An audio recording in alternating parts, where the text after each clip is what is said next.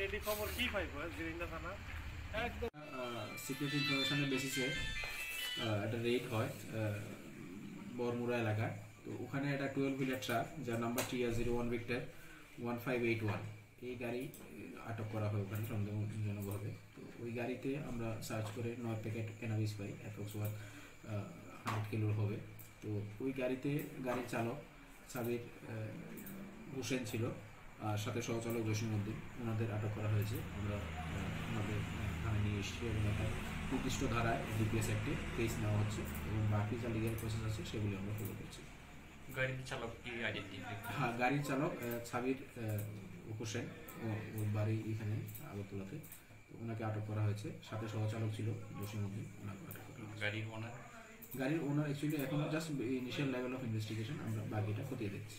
যে দুইজন অ্যারেস্ট হয়েছে তারা কি রাজ্যের না বহিরাজ্য? না, একজনের বাড়ি আগরতলাতে, আরেকজনের বাড়ি করিমগঞ্জে।